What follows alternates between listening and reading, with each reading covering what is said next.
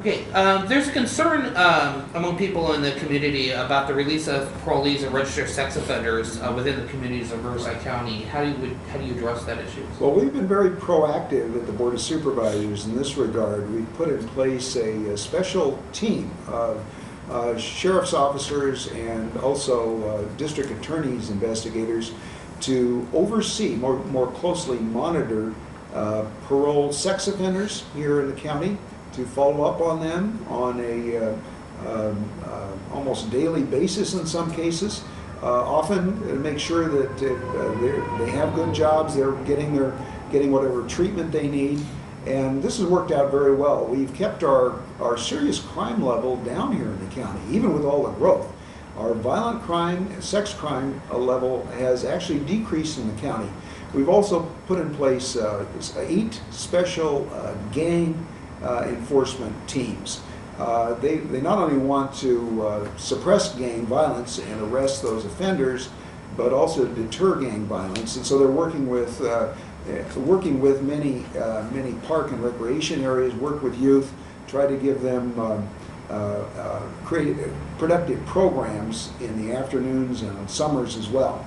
We've also just generally increased public safety in the county dramatically. There's been a addition of 450 new sheriff's deputies across the county. Our response times to emergencies, both when you call the sheriff or call the fire or the ambulance, all those response times are coming down dramatically.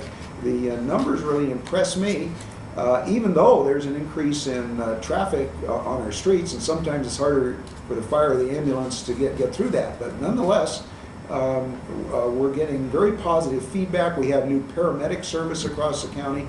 A lot of our calls are for medical calls and the like.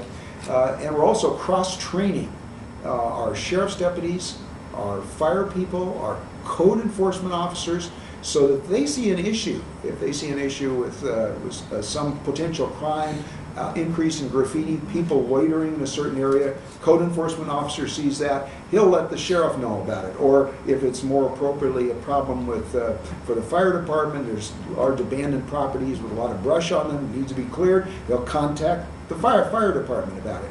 So there's a lot of cross-training going on, and I'm very happy to report that many communities that used to have a bad rap for being problems with crime or drugs or prostitution and like, you don't hear that anymore. We don't get those complaints, because if these things occur, the county's sheriff and our other public safety forces are right on top of it.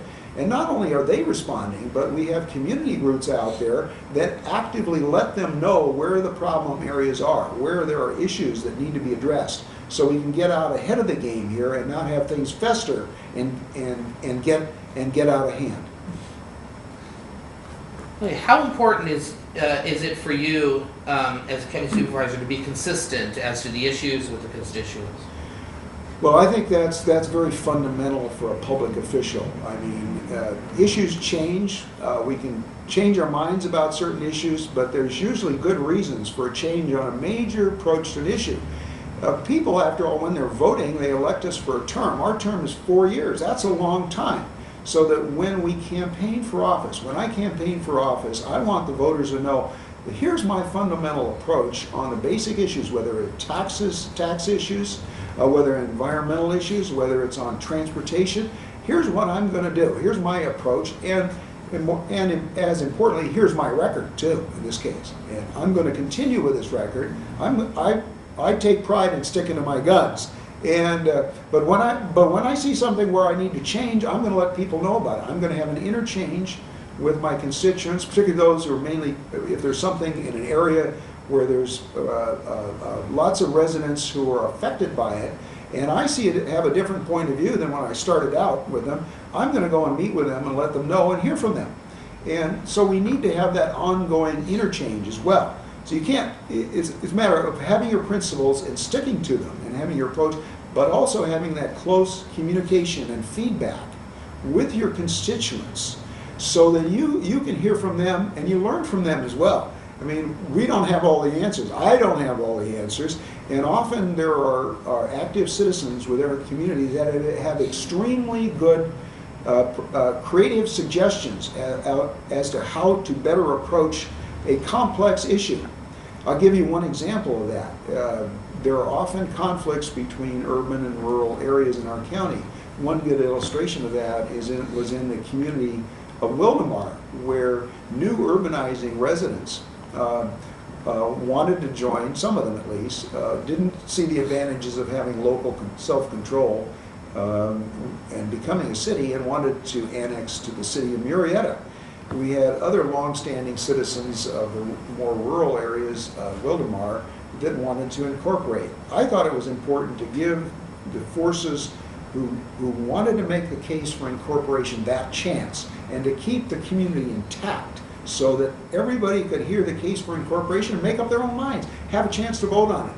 And we were able to do that. And that was my principle. If the people decided we don't want to incorporate, we'd rather annex in part or in whole to adjacent city, that was their right. So I stuck to that principle, and it turned out to be the case. In fact, I think many of the people who first thought that they wanted to annex changed their minds after hearing the arguments, such that there was a 62% vote for cityhood in Wildemar. It's now our 25th city, and they're going to start doing business this July 1st. So that's a good example of sticking to a basic principle, but being flexible enough to hear from people and adjust to circumstances in the sprawling district that I